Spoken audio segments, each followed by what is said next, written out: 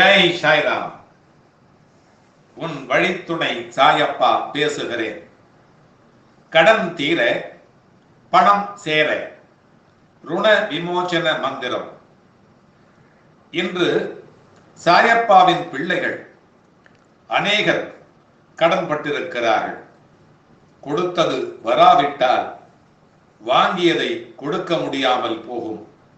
எனவே நமது சொந்தங்களில் சில பேர் போன மாட்டை தேடுவதில்லை, வந்த மாட்டை கட்டுவதில்லை என்கின்ற நமது கிராமத்து பழமொழியைப் போல கொடுத்ததை நாமே ஒரு சில காரணங்களுக்காக கேட்காமல் விட்டு நாட்கள் கடந்த பிறகு நமது கடன்காரர்கள் நம்மை வந்து கேட்ட பிறகு கேட்டாலும் கொடுக்க மனம் வராதவர்களிடம் மாட்டிக்கொண்டு வாங்கிய கடனையும் செலுத்த முடியாமல் கண்கலங்கி நிற்கிறோம். இதை எப்படி சமாளிப்பது? இந்த பிரச்சனையில் இருந்து எப்படி வெளியேறுவது?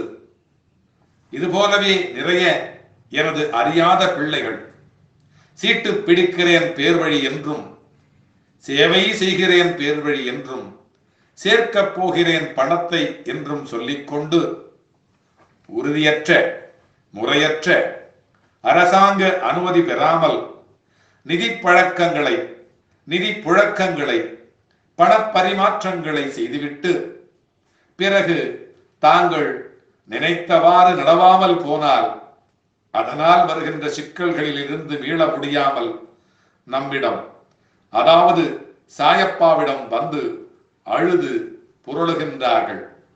இதுபோலவே ஒரு சில பிள்ளைகள் அன்பை கொடுத்துவிட்டு, மனதை கொடுத்துவிட்டு பிறகு எதிர் திசையிலிருந்து எதிர்பார்த்தது கிடைக்கவில்லை என்றால் தவிக்கிறார்கள், தத்தளிக்கிறார்கள். உலகிலேயே கடன் வாங்கி தவிப்பவர்கள் ஏராளம் ஏராளம். ஆகையினால் அந்த மாதிரி தவிக்கும் சகோதர சகோதரிகள் இப்பொழுது சொல்லவிருக்கும் மந்திரத்தை யார் ஒருவர் சொல்லி வருகின்றார்களோ அவர்கள் முடிந்தவரை 108 முறையோ அல்லது நேரமில்லாத பட்சத்தில் 9 முறையோ சொல்லி வரலாம். ஒருவேளை உங்களது நண்பர்கள், உறவினர்கள் கடன்பட்டு அவதியுற்றால் அவர்களுக்கும் இந்த மந்திரத்தை சொல்லி அவர்களை இதிலிருந்து விடுவிக்கலாம்.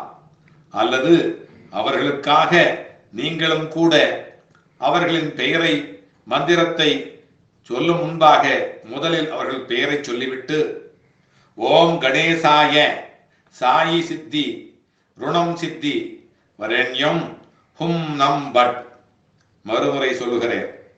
ஓம் கணேசாய சாயி சிந்தி ருணம் சித்தி வரண்யம் ஹூம் நம் பட். மறுபடியும் சொல்லுகிறேன். ஓம் கணேசாய சாயி சிந்தி ருணம் சித்தி வரண்யம் ஹூம் நம் பட் என்கின்ற மந்திரத்தை சொல்லி வேண்டிக் கொண்டு அவர்களின் கடன் தீரும்படி செய்யலாம். ஆக நமது சாயி சொந்தங்கள் அநேகர்கள் இந்த மந்திரம் சொல்லி கடனிலிருந்து மீண்டு இருக்கிறார்கள். எனவே நீங்களும் கடன் தீர்த்த கணபதியையும் கருணை சாயி வழித்துணை பாபாவையும் வழிபட்டு வாழ்வெல்லாம் மகிழுங்கள். ஓம் சாய்ராம், ஓம் சாய்ராம், ஓம் சாய்ராம்.